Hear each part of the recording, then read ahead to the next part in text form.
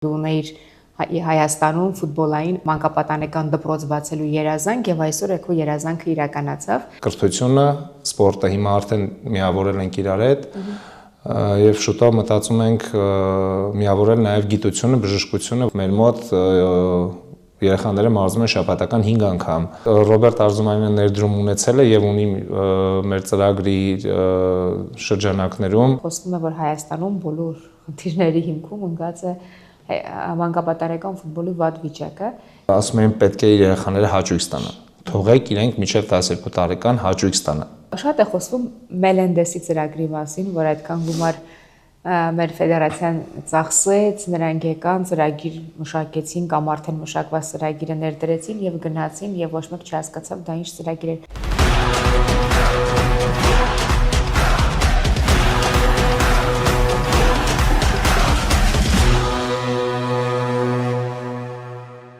Ողջույն սիրելի ֆուտբոլասերներ, մենք այսօր կրկին խոսելու ենք ֆուտբոլի մասին։ Հայաստանում լավ ֆուտբոլային նորությունները այնքան քիչ են, որ երբ դրանք հայտնվում են, արդեն ուրախանալու առիթ է։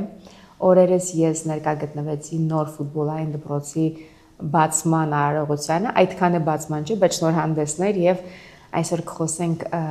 ֆուտբոլային դպրոցի հիմնադիրի հետ, Արտուր Չիպկինյանի հետ։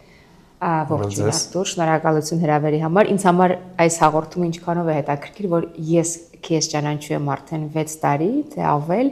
եւ քո երազանքի ամենասկզբից հիշում եմ, որ դու ունեիր Հայաստանում մանկապատանեկան դպրոց բացելու երազանք եւ այսօր քո երազանքը իրականացավ։ Ասեմ, որ դպրոցը կոչվելու է Արատա, դա չեմպիոն ՀԿ-ի նախաձեռնությունն է։ Ես միջև անցնենք զուտ դպրոց, ովքեր կարող են գնալ, ինչ առավելություն ունի, ինչու պետք է երեխաներն ընտրեն ձեր դպրոցը, միջև այդ ուղղակի կուզենայի հետ գնալ մոտ մի 7 տարի, երբ դու առաջին անգամ այսպես պատմեցիր քո երազանքը եւ շատերին ինձ թվում է կլինի այսպես մոտիվացիա, որ անգամ դժվարին պայմաններում, կորոնայի պատերազմի եւ այս անհասկանալի իրավիճակներում քեզ հաջողվեց ի կատարածել քո երազանքը։ Պատմի սկզբից։ Բարև ձեզ, շնորհակալություն հրավերի համար։ Ինչպես նշեցիր, մենք իրար հետ ծանոթ ենք արդեն 7 տարի, ավելին ծանոթացել ենք Փյունիկ ֆուտբոլային ակումբում, որտեղ որ ես սկսել եմ իմ ֆուտբոլային կարիերան, այն ժամանակ կոչվում էր Երևանի ֆուտբոլի դպրոց, այնտեղ եմ մարզվել երկար տարիներ, ֆուտբոլային ճանապարհը սկսել եմ այդտեղից, երևի հենց այդ ժամանակվանից էլ ենթագիտակցաբար տենց չի եմ մեջս եղելա, որ պետքա, եթե ֆուտբոլիստ չդառնամ, ֆուտբոլում ինչ-որ մի բան կարողանամ ստեղծել։ Փյունիկում աշխատելու ժամանակ, տեսնելով ինչա կատարվում մեր մանկապատանեկան ֆուտբոլում, լինելով ամենալավ դպրոցներից մեկը, Ուրարտուն եւ Փյունիկը, շատ խնդիրներ էին նկատում եւ մտածում եմ, որ ինչ-որ մի ձև պետք է այդ խնդիրներին լուծում տալ։ Քանի որ մեր երեխաները սենց ասեմ, հա, բաց են թողել իրենց բակային կյանքը, որը որ շատ էր նպաստում ֆուտբոլի զարգացմանը, շատերը դա կարող է, չգիտեմ, չտեսնեն, չնկատեն, իրենց առողջ ապրելակերպը, առողջ սնունդը, չգիտեմ, կրթությունը եւ այլն շատ բացի թող վիճակ է, թե իրենք զբաղվում են ֆուտբոլով։ Ես մտածում եմ ստեղծել մի միջավայր, որտեղ հնարավորություն կլինի կրթությունը, ֆուտբոլը եւ գիտությունը միտեղ միավորելու շատ երկար տեղի հետ կապված երկար փնտրելով վերջում այբ դպրոցի հետ եկել ենք համաձայնության, եւ այբ դպրոցը մեզ տարածք է տրամադրել մեր երազանքի իրականություն դարձնելու համար։ Այդտեղ կրթությունը, սպորտը հիմա արդեն միավորել ենք իրար հետ եւ շուտով մտածում ենք միավորել նաեւ գիտությունը, բժշկությունը, որը որ շատ կօգնի ապագա ֆուտբոլիստներին իրենց փոքր տարիքում իրենց մարմինը ճանաչելուն, ճիշտ սնվելուն, ճիշտ քնելուն, դրան պետք է մասնագիտորեն մոտենալ, իսկ այլ տարբերակ չկար, եթե չես ստեղծում քոն։ Այսինքն ձեր դպրոցը հիմնված է հենց IB տարածքում եւ ինչքանով եք համագործակցում IB հետ։ Սենց էր տարածք փնտրելիս մենք սենց առաջարկով ենք գնացել, մենք դաշտ ենք ստեղծել, Այբ դպրոցը հնարավորություն ունի այդ դաշտից օգտվելու իրենց ֆիզկուլտուրայի առարկաները ինչ-որ միջոցառումներ կազմակերպելու sense օրվա առաջին կեսը իրանք են օգտագործում, օրվա երկրորդ կեսը արդեն ֆուտբոլային մարզումներն են իրականացնում, դա տրամաբանական է, որովհետև առավոտյան երեխաները դասի են լինում մեծամասնությունը, ստենես ֆուտբոլով դաշտը որպեսզի պարապ չմնա, այբ դպրոցը օգտագործում է էլի սպորտի համար, երեխաները միշտ այնտեղ վազում են, ֆուտբոլ են խաղում։ Քո գործընկեր Դավիթ Իսկանդարյանը ժամանակին Դիլիջանի դպրոցում աշխատում էր եւ Փյունիկը նման նախաձեռնությամբ հանդես էր եկել, որ դաշտ կառուցի եւ այնտեղ երեխաներ, չնայած այնտեղ դաշտ կար, ավելի այսպես ժամանակակից սարքեն եւ օգտվային երեխաները, բայց այդ միտքը ի կատար չարծվեց, հետաքրքիր է, որ Երևանում ստացվեց։ Ինչու Արատա, չնայած պրեզենտացիային դու պատմել ես, բայց դե իստում է այստեղ ավելի լայն հանրության։ Ասեմ ինչու Արատա անունը մեզ առաջարկել հենց ընկերությունը, որ զբաղվում է մեր դպրոցի մարքեթինգով, բրենդավորմամբ, իրանք են առաջարկել այդ անունը, իրանք են ընտրել մեր լոգոն, ասենց ասեմ, այդ գործի այդ մասը լիովին տրամադրել ենք իրանց, վստահելով իրանց պրոֆեսիոնալիզմին, ամեն մարդ պետք է զբաղվի իր գործով, մենք սկզբից ստեղծել ենք մեր լոգոն։ Չէ, բայց անուն ընտրել է նաև անուն ընտրել, իրանք մի քանի անուն էին մեզ առաջարկել, դա շատ երկար process է եղել, մենք մասնակցել ենք իրանց հետ մոտ 5 ժամանոց սեսիայի, քննարկելով գույները, անունը, ինչի հետ համադրվի, մենք ով որպես մարդ ինչպիսին ենք, որպես դպրոց ինչ ենք ուզում տեսնել, ում հետ ենք համագործակցում գործընկերների մասին, շատ երկար աշխատանքի արդյունքում իրանք առաջարկեցին մեզ այդ անունը, մենք էլ քննարկելով եկանք ընդհանուր հայտարարի, որ այո համապատասխանում է եւ տենց գնացինք առաջ։ Շատերի համար Արատա մի քիչ Արատ բառի հետ է ասոցացվելու, դրա համար ճիշտ կլինի բացատրել։ Չէ, Արատա դա Ուրարտուի հին անվանումներից է, հին քաղաքակրթություն, ամենաուժեղ հին քաղաքակրթություններից է, դրա համար փորձել ենք հինը նորի հետ համադրելով, որովհետև մեր լոգոն լրիվ նոր կոնցեպցիային է համապատասխանում, հին ու նորը համադրելով ստացել ենք տենց յուրօրինակ ինչ-որ ֆուտբոլային դպրոցի անուն իր լոգոյով։ Մանկապատանեկան հիմնական ուժեղ երկու դպրոցներ այս պահին Փյունիկն ու Ուրարտուն են, մեծ դպրոց կա Ավանի ակադեմիան եւ փոքր դպրոցներ կան, որոնք այդտեղ երեխաները կրկին այցելում են, բայց ինչն է ձեր առավելությունը, որ օրինակ պետք է նախապատվություն տան ձեզ։ Բացի օրինակ տարածքային այն երեխաները, որ ապրում են այդտեղ։ Դրանք ասացի, որ մենք փորձում ենք կրթություն եւ սպորտ իրար հետ համադրել, ինչպես նաեւ բժշկություն։ Հիմա այս պահին մենք աշխատանքի մեջ ենք, որպեսզի ավարտենք հանդերձանի, բուժկետի եւ ադմինիստրատիվ մասի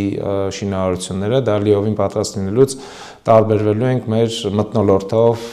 վերաբերմունքով, մարզումների հաճախականությամբ, տևողությամբ մեր մոտ երեխաները մարզում են շաբաթական 5 անգամ, ոչ թե ձեր նշած փոքրիկ դպրոցների 2-3 անգամ շաբաթական, որովհետև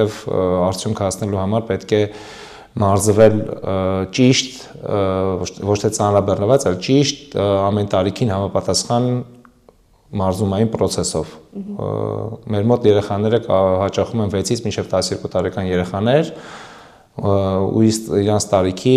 մարզումային process են կազմել, ու այդ մարզումային process-ով փորձում ենք զարգացնել իրենց ֆուտբոլային հմտությունները, սեր դեպի ֆուտբոլ, առողջ ապրելակերպ, զբաղվեն ֆուտբոլով, քանի որ մեր տարածքում ֆուտբոլից դաշտից բացի կա նաև բասկետբոլի դաշտի եւ ֆիզիկական ակտիվության համար նախատեսված տարածք, երեխաները հնարավորություն ունեն նաև օգտվել այդ ամբողջ սպորտային առավելություններից։ Իսկ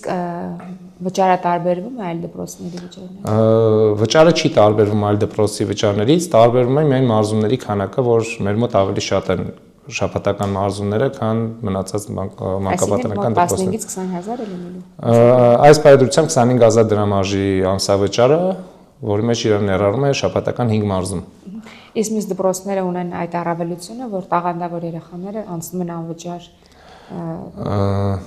Մյուս դպրոցներ ունեն այդ հնարավորությունը եւ մյուս դպրոցներ ունեն մեծ դաշտի հնարավորություն, որ հետագայում իրենց երեխաները արդեն խաղում են մեծ ֆուտբոլ, բայց ինչպես ուսումնասիրել ենք տարբեր երկրների փորձերը, շատ երկրներում, եվրոպական, մեր տարածաշրջանի երկրներում են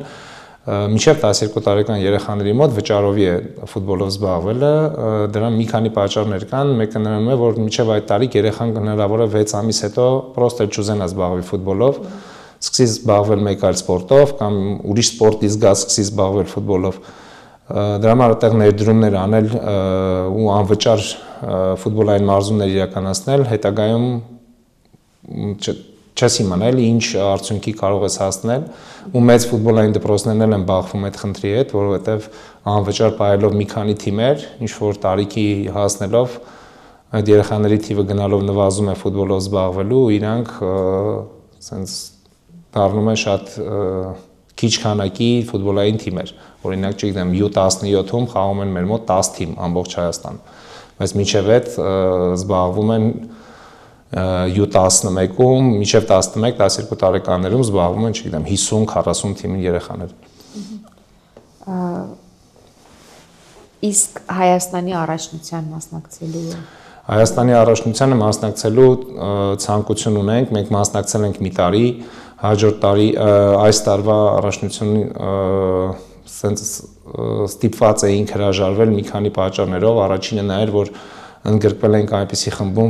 որտեղ 10 թիմ էին, իսկ այդ 10 թիմերից միայն 3 թիմն էր Երևանի, մնացածը մարզային թիմեր էր, իսկ 8 տարեկան երեխաներին մարզ 4-5 ժամ ճանապարհ հաղթահարելով ու 10 րոպե ֆուտբոլ խաղալու համար մտածեցինք, որ այդքան էլ արդյունավետ չի լինի, մենք հաճախ կազմակերպում ենք մեր մարզադաշտում փոքրիկ ֆուտբոլային մրցաշարեր, ընկերական հանդիպումներ, որովհետև այդ տարիքի բոլոր առաջնություններն են ընկերական են համարվում, այդ պատճառով ստիպված եղանք հրաժարվել մասնակցելուց, կարծում եմ, եթե փոփոխություն լինի Բայց ինձ թվում է դա երեխաների հիմնական մոտիվացիան է լինելու, մանավանդ ուժեղ երեխաների եւ ծնողների, որ իրենց երեխաները մտնեն այդ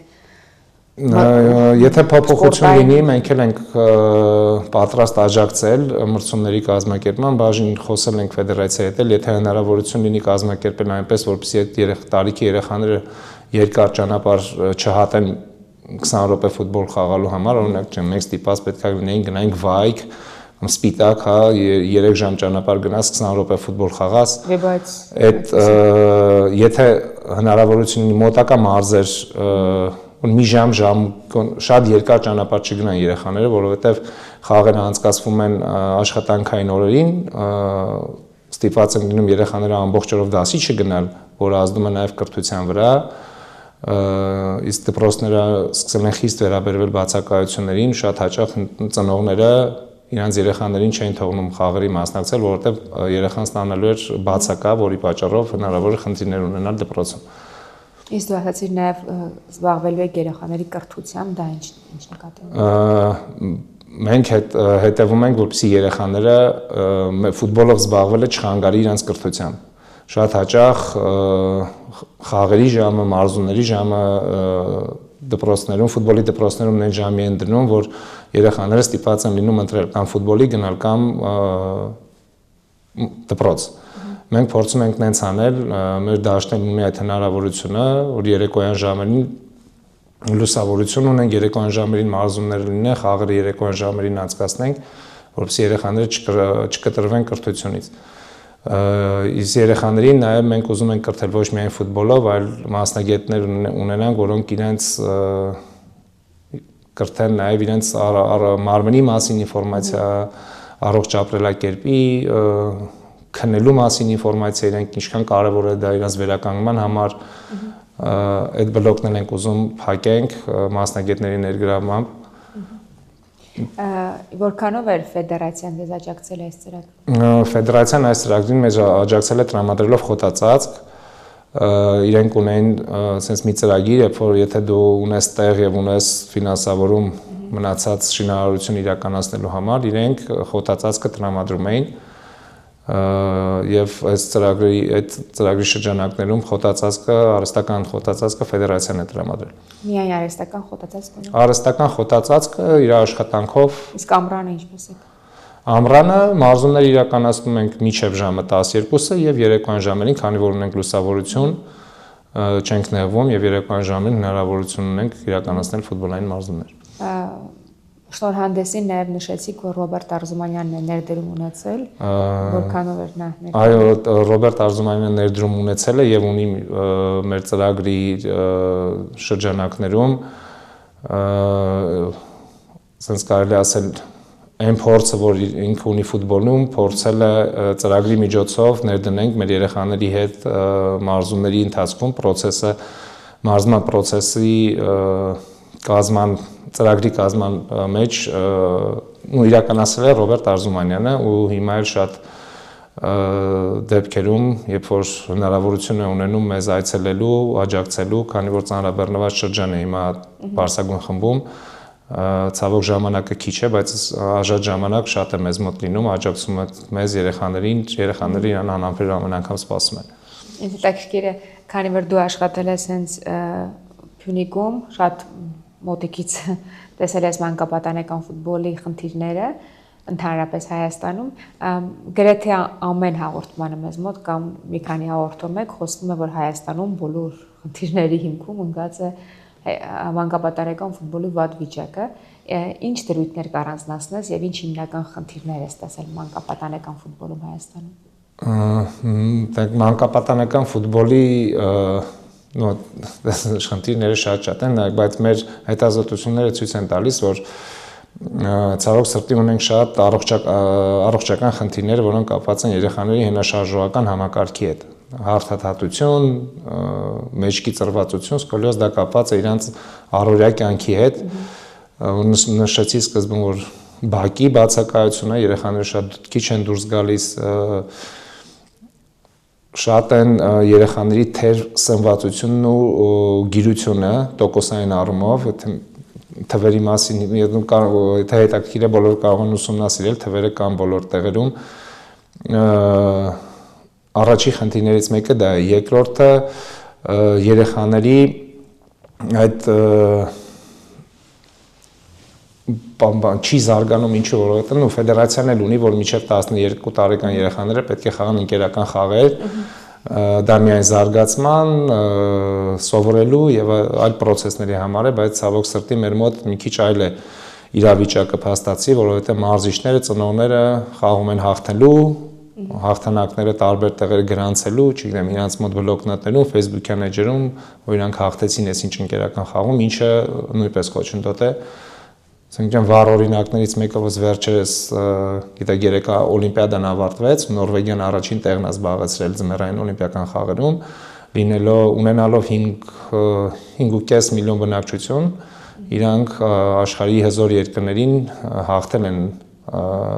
ձմեռային օլիմպիական խաղերում, նրա շնորհիվ, որ իրենց մոտ ոչ մի սպորտում մինչև 13 տարեկան ոչ մի աղյուսակ չկա։ Լինի դա ֆուտբոլ, չգիտեմ, ցանկացած սպորտ, իրենց միայն դրա շնորհիվ չեն հաղթել։ Ну, դա բաներից մեկն է, որ երեխաներս խաղում են զարգանալու համար, խաղում են սովորելու համար, իրենց համար հաղթանակը առաջնահերթություն չի, բայց ցավոք սրտի մեր մոտ ծնողները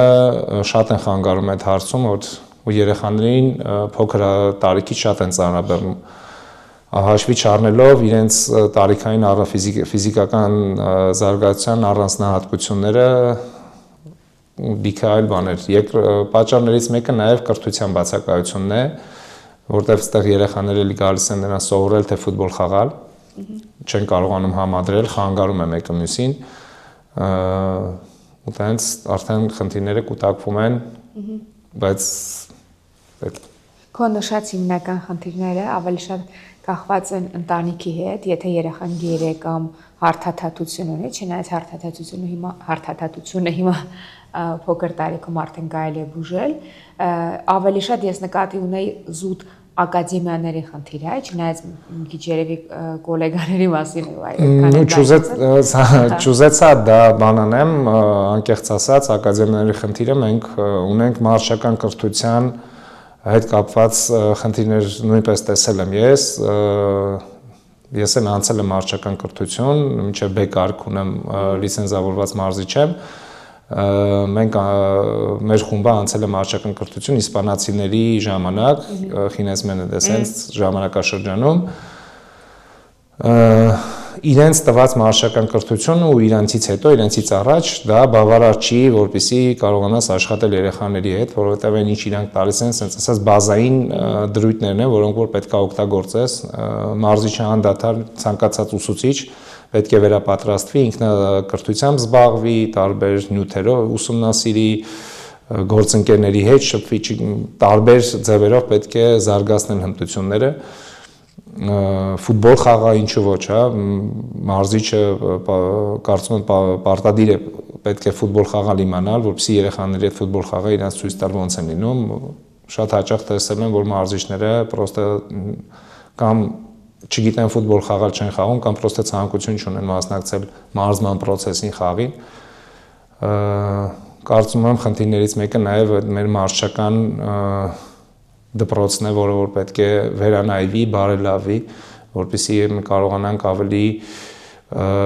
շատ ֆուտբոլիստներ տանք։ Մեր մարզիչները գեր ծանրաբեռնված են աշխատում, դա էլ նշեմ, որովհետև քանակով քիչ են, մանկապատանեկան դպրոցներում 20-ից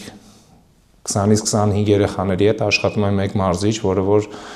ֆուտբոլի համար շատ է, պետք է մարզիչների քանակը ու որակը ավելանա, որպեսզի ազդեցություն ունենա։ Դրա համար պետք է առաջնային աշխատավարձը բարձրացնել մարզիչների, որ ավելի շատ։ Դրա համար էլ կարծում եմ մինչև 12 տարեկան որ լինի վճարովի համակարգ, ճիշտ վճարովի համակարգ լինի, որ ու այդ ամբողջ գումարը, եթե ակումբները ուղղեն մարզչական աշխատավարձների իրանց կրթության, իրանց զարգացման վրա, ավելի շատ արդյունք կստանան, քան այն աշխատավարձով, որ հիմա մարզիչներն աշխատում են, շատերը ստիպված են լինում միաժամանակ մի քանի ակումբում աշխատել, որպեսզի կարողանան իրենց կենցաղային հոգսերը օգնել։ Այո, հուսանք ֆուտբոլային ակումբների ղեկավարները կլսեն եւ կբարձրացնեն մարզիչների աշխատավարձերը, որպեսզի դա ազդի որակի վրա, դա շատ կարևոր թեմա է։ Շատ է խոսվում Մելենդեսի ծրագրի մասին, որ այդքան գումար մեր ֆեդերացիան ծախսեց, նրանք եկան, ծրագիր մշակեցին կամ արդեն մշակված ծրագիրը ներդրեցին եւ գնացին եւ ոչ մեկ չհասկացավ դա ինչ ծրագիր է։ Դուք փորձել եք օգտվել, դիմել այդ։ Այո, մենք փորձել ենք օգտվել, մենք օգտվում ենք այդ ծրագրից, շատ հաճախ ես թերթում եմ իմանցած նոթատետրերը, վերհիշում եմ ինչ ենք մենք անցել։ Տեսեք, իրանք ինչ են արել Իսպանիայում արդյունքի հասնելու համար, իրենց պատմածով իրանք ինչ-որ մի ժամանակ հասկացել են, որ խնդիրներ ունեն, խնդիրները լուծելու համար պետք է լինել համախմբված։ Իրենք համախմբել են իսպանական բոլոր ակումբները մի գաղափարի շուրջ, որ պետք է ունենան շատ լավ հավաքական, որը ինչ-որ մի բանի կհասնի։ 1980-ականների կեսերից իրենք ստեղծել են մարզչական խումբ, որը որ սկսել է զբաղվել հենց այդ տարբեր խնդիրների վերահանումով ու իրենց լուծումներով։ Եկել են մի բանի, որ իրանք պետք է բոլորը խաղան նույն սխեմայով, բոլոր ակումբները, բոլոր մանկապատանեկան թիմերը պետք է խաղան հստակ մի սխեմայով։ Կամ չգիտեմ 4-3-3 է իրենց ասած չգիտեմ կամ ոնց։ Ու ոչ մեկ չի նայել մի ակումբի արդյունքը ոնց է, մյուսը ոնց է, այդ մանկապատանեկան ֆուտբոլում իրենք ոչ մի բանի չեն նայել, իրենք բոլորով աշխատել են մի ուղղությամբ զարգացնել ֆուտբոլիստներ։ Դրա արդյունքը մենք տեսանք 2010-12 թվականի իրենց աշխարհի Եվրոպայի չեմպիոն դառնալու ժամանակ, հա, բայց իրանք դա սկսել են մոտավորապես 20 տարի առաջ այդ process-ը, հետո 20 տարի հետո մոտավորապես իրանք եկել են այդ արդյունքի։ Դա իրենց ասելը։ Իրենց պատմածով է եղել, այո, իրանք անհավանական է թվում, որ ոչ մի ակումբ ամբիցիաներ չի ունեցել այս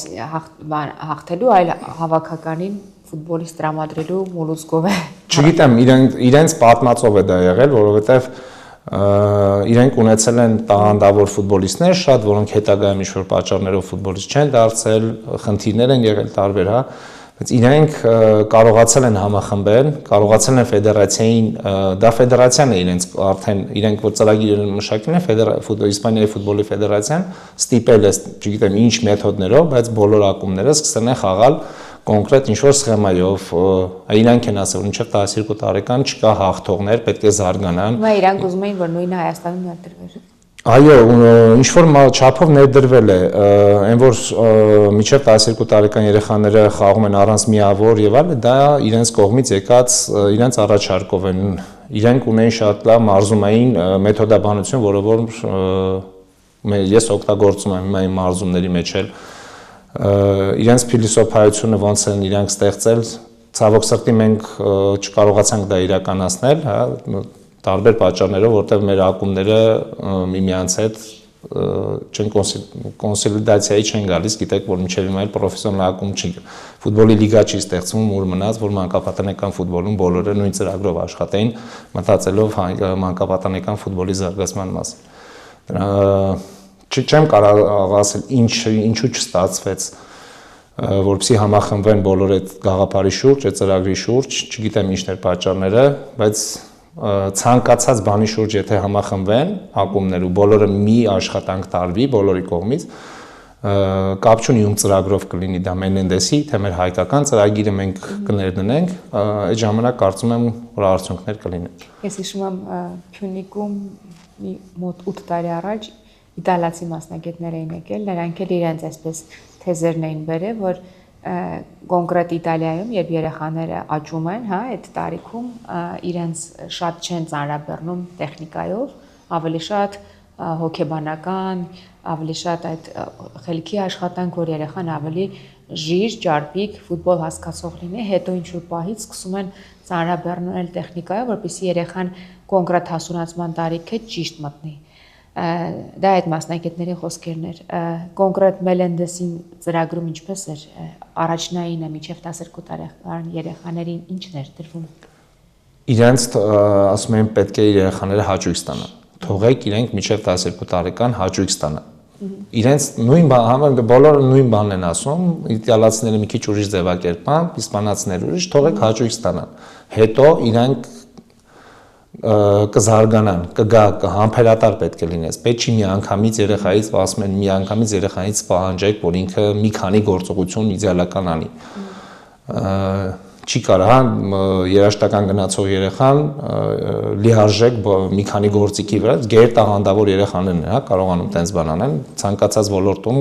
ու ֆուտբոլում էլ այդ երեխան ֆայլում իրանք դրսևորեր։ Բայց մի բանը լավ սովորացնենք, անցնենք հաջորդին, հերթականություն գոյություն ունի, իրանց տարիքային զարգացման։ Իսկ մեր մոտ շատ է ճնշումը երեխաների հանդեպ, որ շատ շուտ իրանք պետք է դառնան աստղ, աշխարհն էլ սպասում էր, որ հայ երեխաներից ինչ-որ մեկը տենց մի անգամից երևար, իրեն վերցնել տան։ Մի քիչ տենց չի, համբերատարության պակասն է, որ մենք համբերատար պետք է աշխատենք, սպասենք երեխայի մոտ երբ այդ բանը կլինի, այդ տաղանդի բացահայտում իր մոտ կլինի կամ չի լինի, պրոստը երեխան ֆուտբոլի հետ կապ չի ունենա։ Իսկ այդ մեծ տարբերությունը որ կա, մինչև 12-13 տարեկան, երբ նայում ես մանկապատանեկան դպրոցներում, այնտեղ թվում է թե ապագա աստղեր են, հետո այսպես մի հատ կտրուկ անկում է լինում տարիքային, իհարկե դա կարելի է համարել բնության մեջ естественный отбор, ուղղակի հայերեն բառը գլխից դրա, որ թույլերը մաղվում են եւ ուժեղ մնում է շատ քիչ, բայց այլ երկրներում այդքան ակնհայտ չի, մեզ մոտ այդ փոսը 14-15 տարեկան տղաների, ես մի մասնագետի հետ խոսում էի, նա ասում էր հայ տղաների մոտ այդ կոմպլեքսը որ կա, երբ նրանք արդեն չափահաս են դառնում եւ պետք է ավելի վստահ լինեն, նրանք կոմպլեքսավորվում են եւ դա ազդում է նաեւ նրանց ֆուտբոլային Հնարավոր է, քանի որ մեր մոտ ասեցի, որ բացակայում է գիտությունը, նույն սպորտային հոգեբանությունը բացակայում է բոլոր մանկապատանեկան դպրոցներում, բժշկությունը ոչ լիարժեք է ներդրված, բարձրագույն խումբ, առաջին խումբ, ընդ ինչ-որ բան կա, բայց մանկապատանեկան ֆուտբոլում շատ քիչ են, դա բաներից մեկն է, որովհետև աճման տարիքում, այդ նշած 12 տարեկանից 14 տարիք, երբ որ տղաների մոտ հասունացման շրջանն է լինում, շատ վնասվածքներով լի շրջան է ու շատ զգուշ նուր պետք է լինել երեխաների հետ, որպեսզի իրանք վնասվածքներ չստանան, դա էլ ազդում է իրենց վրա հոգեբանորեն, երբ որ իրենց մոտ ինչ-որ մի բան չի ստացվում, բայց մինչև այդ իրանք շատ լավ կարող են օրինակ անել, ինչ-որ մի շրջան է գալիս չի ստացվում, այդտեղ հոգեբանորեն իրենց պետք է աջակցել, որ ոչ մի խնդիր չկա, ժամանակ է, անցնելու է, ձեր մոտ ամեն ինչ վերականգնվելու է։ Սա այդ նուրբ աշխատանք է մարզիչների ու ոչ միայն մարզիչների, ակումբներում այլ մարդկանց